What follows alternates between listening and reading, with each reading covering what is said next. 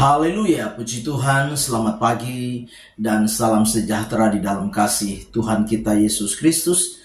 Kita bersyukur kepada Tuhan kalau pagi hari ini kita dapat bertemu, berjumpa kembali di dalam kasih karunia-Nya, menikmati betapa kebaikan Tuhan, kekuatan Tuhan yang boleh kita alami sampai pagi hari ini.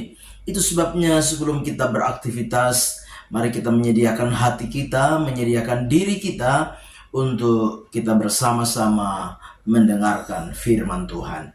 Mari kita berdoa.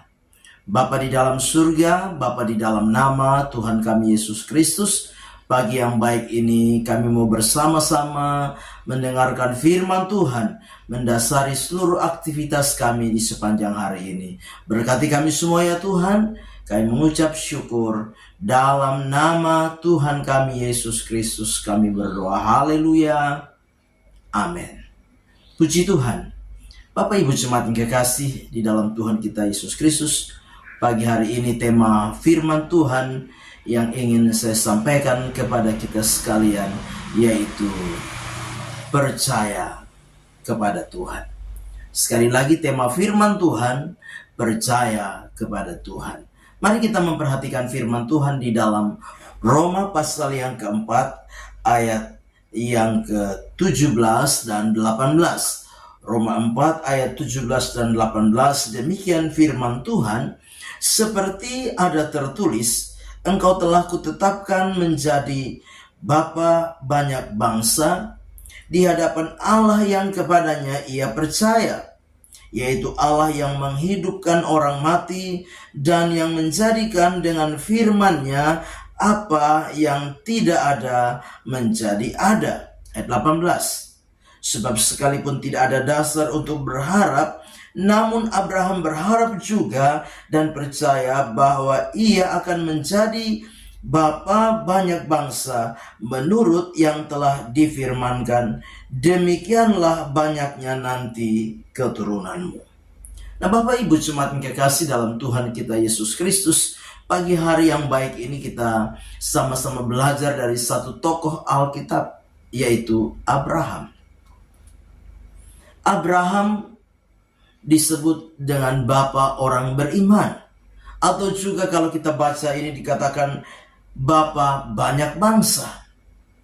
Nah, di dalam menjalani kehidupan iman daripada Abraham, kalau kita baca di dalam ayat-ayat firman Tuhan, Roma 4 ayat 17 dan ayat yang ke-18, kita melihat bahwa sebuah keyakinan yang luar biasa dari Abraham. Bagaimana tentang janji Allah, janji keturunan yang akan Allah berikan kepada Abraham.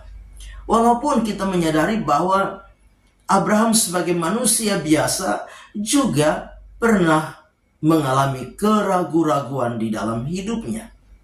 Abraham juga pernah menyaksikan janji Tuhan di dalam kehidupannya. Kalau kita baca itu di dalam Kejadian pasal 17 ayat yang ke-17.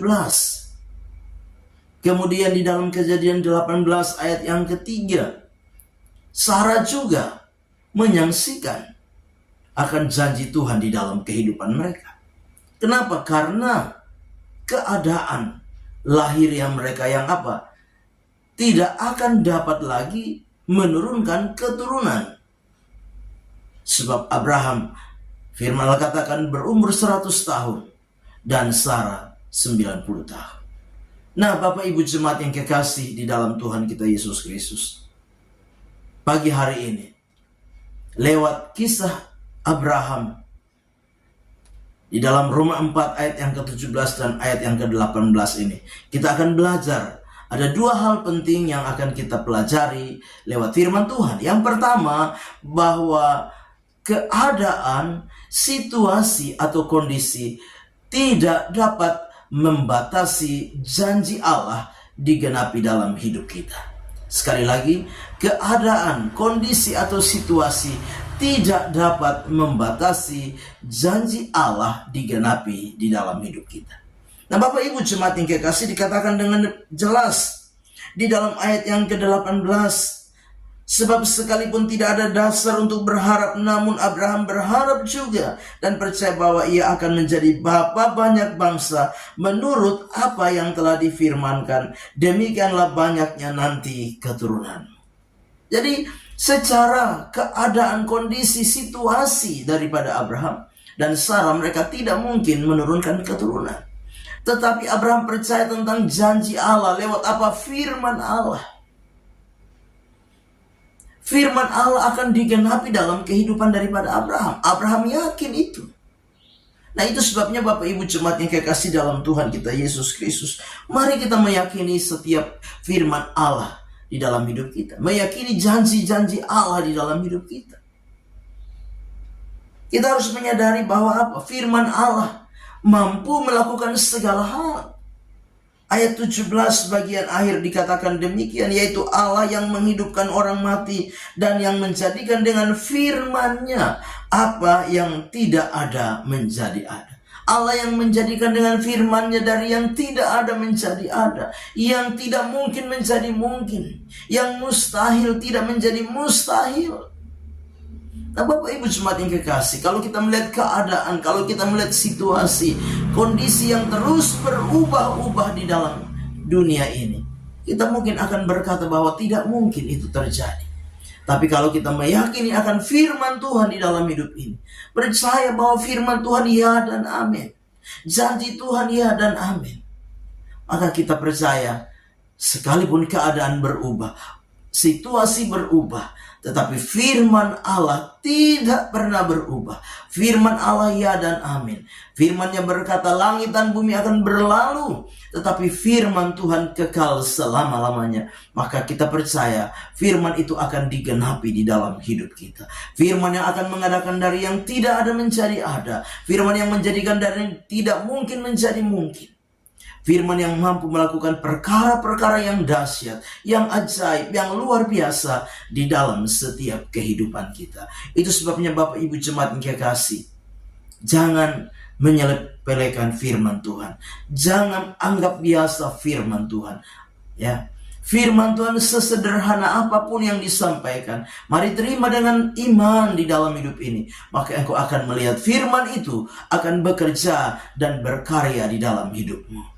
Hal yang kedua yang kita dapat perhatikan lewat peristiwa atau kisah Abraham ini, yaitu Abraham